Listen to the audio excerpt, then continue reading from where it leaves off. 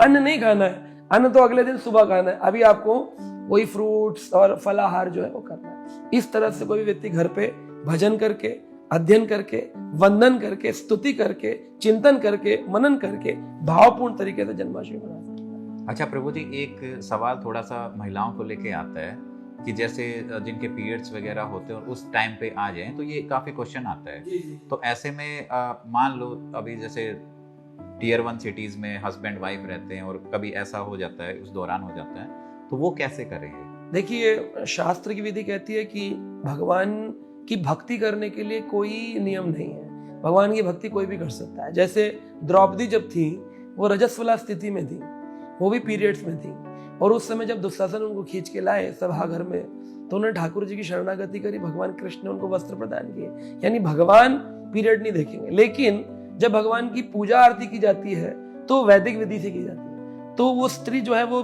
थोड़ा पीछे रहे, और घर के अंदर जो बुजुर्ग हैं या और महिलाएं हैं या बच्चे हैं, वो अपना जो भगवान को फल लगा दें, मिठाई लगा दें, दूध लगा दें, भगवान की स्तुति गान कर दें, माला कर सकते हैं, अपनी निजी पढ़ाई कर सकते हैं, अपना निजी व्रत कर सकते हैं, स्पर्श नहीं कर सकते हो, लेकिन अपना व्रत पूजन पाठ आप कर सकते हो। लेकिन जो आरती की दिए हैं वैदिक विधि से, उन वस्तुओं को नहीं छूना, भगवान की विग्रह मूर्ति को नहीं छूना, दूरी बना के रखनी है। लेकिन ये भी नहीं कि अब पीरियड हो गया तो मैं व्रत नहीं कर सकती, खंडित हो गया, मेरे मन में भगवान नहीं आ सकते। द्रौपदी के लिए आए तो आपके लिए भी आए। हाँ, कई बार थोड़ा सा ऐसा गिल्ट फीलिंग होती है ना कि क्या हो अरे गया, व्रत के दिन ही ऐसा हो गया। हाँ। तो आप गिल्ट फीलिंग मत करिए, फॉलो करिए, पूरा व्रत पालन करिए, अच्छे से रखिए, बस डज नॉट टच, आपको स्पर्श नहीं करना है। पूजा के जो आरती के दिए, अगरबत्ती हैं या भोजन सामग्री है, किचन की सामग्री है, उनको मत छूइए। लेकिन आप अपनी माला कर सकते हैं, अपना व्रत कर सकते हैं, अपना प्रसाद पा सकते हैं, अपने व्रत को मनन चिंतन करके बना सकते हैं। अच्छा प्रभु जी, जैसे घर में लड्डू गोपाल रखते हैं, क्या घर में लड्डू गोपाल रखना सही है? लड्डू गोपाल देखिए, अलग अलग प्रकार के लोगों के भाव हैं।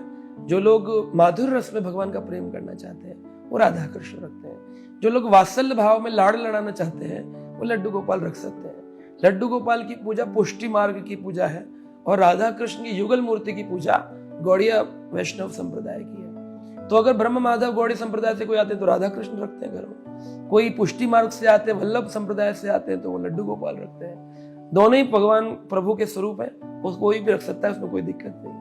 ये भाव भी होता है क्योंकि बहुत सारे लोग हैं संप्रदाय, इतना डीपली संप्रदाय को नहीं जानते, उन्होंने देखा कि कुछ लोग ऐसे रखते हैं, फिर अचानक मन में भाव प्रकट हुआ तो उन्होंने रखना स्टार्ट किया। तो क्या ये सही है? अगर नियम पालन करते हो ठीक है। अब चाय पिलाना, भगवान लड्डू गोपाल रखे हुए हैं, घर में प्याज के पराठे खा रहे हैं, भगवान का नियम। भगवान कहते पत्रम पुष्पम फलम तोयम यो में भक्त्या प्रयच्छति तदहम भक्त्या पारितम अश्नामि प्रेतात्मना। मैं केवल पत्र खाता हूँ, पुष्प खाता हूँ, फल खाता हूँ, फूल खाता हूँ। पत्रम पुष्पम फलम तोयम, इसमें भगवान ने निकला लहसम अंडम प्याजम मासम, भगवान ने ये हटा दिया है। अब तुम मांस खा रहे हो और बोलो लड्डू गोपाल जी कृपा हो रही है, तो ये कॉन्ट्राडिक्टरी बात है। तुम प्याज खा रहे हो, बोलो लड्डू गोपाल सेवा चल रही है, ये कॉन्ट्राडिक्टरी बात है। कई घरों में मैं गया हूँ तो वो बोलते हैं कि हम तो प्याज खाते हैं लेकिन भगवान गोपाल की सेवा के लिए खीर भोग बना देते हैं, पर आपका चेतना तो दूषित है ना। आप रजोगुण और तमोगुण से भगवान की सेवा नहीं कर सकते हो। अगर आप गोपाल जी को लाए हो अपने घर में तो भगवान ईश्वरीय वातावरण होना चाहिए घर का। घर के अंदर झगड़े ना हो, घर में मुख्य रूप से ठाकुर जी बोलने का मतलब हेड। निकलो ऑफिस तो बोलो ठाकुर जी आज जा रहा हूं, आपकी कृपा होनी चाहिए। लौट के आज आपने दिन बहुत अच्छा गुजारा, ये गलतियां हुई मुझसे, मैं क्षमा करिएगा अगली बार से। फिर निकले तो ठाकुर जी मुखिया हेड होने चाहिए, हर काम उनसे पूछ करो। ऐसा हो तो जब सारे काम उनसे पूछ के तो भोजन भी उनसे पूछ, वो जो खाते हैं वही भोग लगे, वही पारा परिवार का। ये नहीं कि उनका खाना अलग, वो डॉग थोड़ी है कि डॉग फूड अलग और वो, अरे वो गॉड है, डॉग नहीं है। तो गॉड्स फूड इज एवरीवन। जो हम लोग खा रहे हैं तो हम लोग ना वेजिटेरियन है ना नॉन वेजिटेरियन है, हम लोग कृष्णटेरियन है। जो भगवान कृष्ण खाते हैं वही हम खाते हैं। तो भगवान क्या खाते हैं? पत्ता, पुष्प, फल और जल। वो भगवान को भोग लगाओ, तुलसी डाल के, उच्चिष्ट बचे, परिवार खा ले। कई बार ऐसा भी देखा गया है कि जैसे जो पूजा में जो घी का प्रयोग होता है, हाँ। कि अच्छा ये पूजा के लिए करना है तो सस्ते वाला ले लेते हैं, हमें तो अच्छे वाला चाहिए। ये कितना सही और गलत, क्या कर सकते हैं? बिल्कुल गलत है, बिल्कुल गलत है। शास्त्र में मैंने आपको अभी बताया भाव का भूखा हूं मैं। अगर भाव में गड़बड़ है, पूजा वाला कह के लाए हो, यानी कि तुम समझ रहे हो भगवान को कच्चा माल लगाना। तो ठाकुर जी भावग्राही जनार्दन है, वो भावों को ग्रहण करते हैं। मैं आपको बताता हूँ एक सुंदर सी घटना बताता हूँ एक भक्त की। एक भक्त थे वृंदावन के, और वो काल था अकबर का, अभी 500 साल पहले की बात है, मुगल काल चल रहा था। तो भक्त वृंदावन में ठाकुर जी का एक विग्रह था, उनके लिए एक पुष्प माला लेने का उनके मन में आया कि आज जाऊं और आज भगवान कृष्ण को, गोविंद को एक पुष्प माला चढ़ाऊं। अच्छे भजन करता भक्त थे, माला करते थे, ध्यानस्थ रहते थे, कथा भागवत पढ़ते थे। उसी काल में अकबर की सेना में से कोई 2 सिपाही राजा अकबर के लिए माला लेने आ गए मथुरा के अंदर। अब जितना आगरा से ज्यादा डिस्टेंस नहीं, 50 किलोमीटर के करीब आ सकते, घोड़े पे चढ़ के आ जाते थे। माला लेने आके वृंदावन से पुष्पहार जाएगा आज। तो फूल वाला बैठा था, उस पे एक माला थी बड़ी, बहुत मोटे मोटे गुलाबों की। तो भक्त ने बोला कितने की है? तो उन्होंने उस काल में कहा 10 रुपए की। यानी अब सुन लिए 500 साल पहले 10 रुपए लाखों रुपए की है। होगा इसमें क्या मणि लगे हुए हैं? कह रहा जो भी वो मणि लगे हो न लगे हो, है इतने की है। बोले ये भगवान के जो बाग है ठाकुर जी का, जिसमें भगवान के लिए माला जाती है, वो बाग से बोला है, ऐसे नहीं है, भगवान की दिव्य माला है।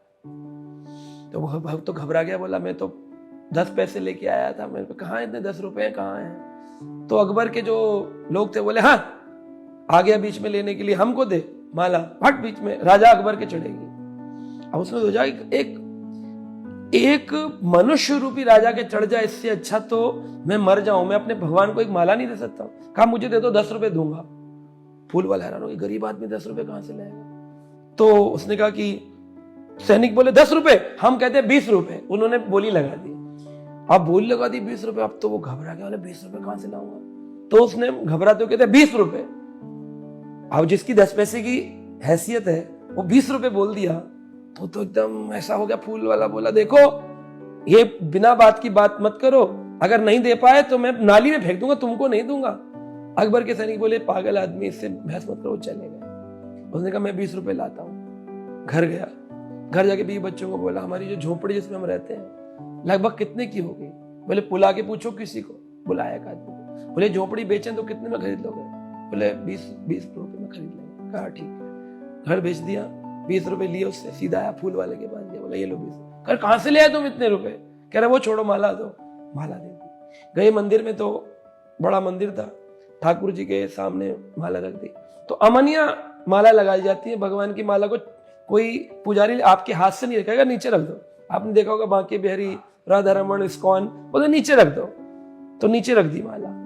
उन्होंने माला उठाई और अंदर ठाकुर जी को पहना दी, पर्दा डाल दिया और बैठ के गायत्री करने लग गए, जप करने लग गए। अब गायत्री करते करते 10-5 मिनट बाद उन्होंने जब पट खोला तो गोसाई जी जो थे मंदिर के पुजारी हैरान, ये क्या हो गया? भगवान की जो गर्दन थी, मार्बल का विग्रह है, ऐसे लटक गया, ऐसे झुक गया, ऐसे झुका हुआ है। तो हैरान, रोने लग गए। ठाकुर जी गर्दन टूट गई, ठाकुर जी गर्दन टूट गई। भगवान बोले चिंता मत करो गोसाई, चिंता मत करो, गर्दन टूटी नहीं है।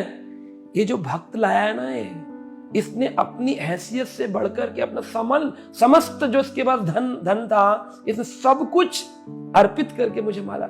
इसका जो भार है ना प्रेम का, उसने मेरी गर्दन को झुका दिया है। गर्दन टूटी नहीं है, झुक गई। चिंता मत, थोड़ी देर बाद ठीक हो जाए। अभी झुकी हुई गर्दन। गोसाई जी रोने लग गए, उस भक्त को बुलाया, बोले तेरे कारण ठाकुर जी गर्दन झुकाए खड़े हैं। ये भाव है भगवान। तो आप क्या दे रहे हैं ये जरूरी है, किस भाव से दे रहे हैं जरूरी है। अब भाव नहीं है तो फिर आप सोना चांदी का कुछ भी दे दो। मैं अपनी हैसियत में जो दे रहा हूं तो दे ही रहा हूं, हैसियत के परे जाकर देना है। अगर मेरे पास 1 लाख है और मैंने आपको 100 रुपए दे दिए तो कोई बहुत बड़ी चीज नहीं। लेकिन किसी के पास 500 रुपए थे, उसने आपको 100 दिए, उसके लिए बहुत बड़ी। तो ठाकुर जी वो भावग्राही है। ये नहीं देखते तुमने क्या दिया, देखते तुमने क्या बचा लिया कह के ये मेरा है, और फिर कहते सब भगवान का। और जितना सच्चे भाव से दोगे उसका 10 गुना लौट के वापस आएगा। ये तो निश्चित है, लेकिन हमें इस भाव से नहीं देना चाहिए। हाँ, हमें 10 वापिस आए तो ये बैंक नहीं है कि ROI लिखकर चल रहे हैं कि रिटर्न ऑफ इन्वेस्टमेंट कितना है। ROI देख करके भगवान को नहीं देना करना चाहिए। हमें तो ये देना निस्वार्थ भाव से। जैसे बलि महाराज ने सर्वस्व समर्पित किया, स्वयं को भी दिया, अपने पास जितनी 3 पग भूमि में सर्व था वो भी दिया, और स्वयं को भी अर्पित कर दिया। तो भगवान बोले 2 पग में मैंने सारा ब्रह्मांड नाप लिया, तीसरा पैर कहां रखूं? तो वामन देव रूप में भगवान ने पूछा, तो बलि महाराज बोले मेरे सिर पे रख दीजिए। दान ही दान से बड़ा होता है, क्योंकि दान जो दे रहा है उसने कमा के दिया है ना, तो दान ही बड़ा है। दान खत्म हो गया मेरा सारा कुछ, आपने लूट लिया, लेकिन दानी तो जिंदा है, इस दानी के सिर पे पैर रख दीजिए। तब वामन देव भगवान ने उनके सिर पे पाँव रखा, तो 3 पग भूमि का फल मिला उनको, आत्म निवेदन का आचार बना दिया। उनसे अच्छी किसी ने आज तक समर्पण ही नहीं किया भगवान को, जबकि असुर कुल में पैदा हुए बलि महाराज प्रहलाद के वंश में आए, तो उन्होंने अपना सब कुछ दिया, तभी से ये नाम पड़ा बलिदान। लोग बोलते हैं ना देश के ऊपर उसने अपने जीवन को बलिदान कर, बलि ने जो दान दिया ना, उसी से नाम आया बलिदान। और सर्व भी दिया, और सर्वस्व में स्व का मतलब स्वयं को भी दिया। तो ये देना है भगवान को, सर्व भी देना जो आपका है और स्वयं को भी देना है आपको। तब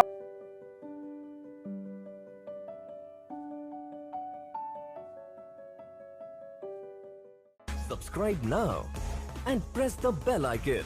Never miss an update.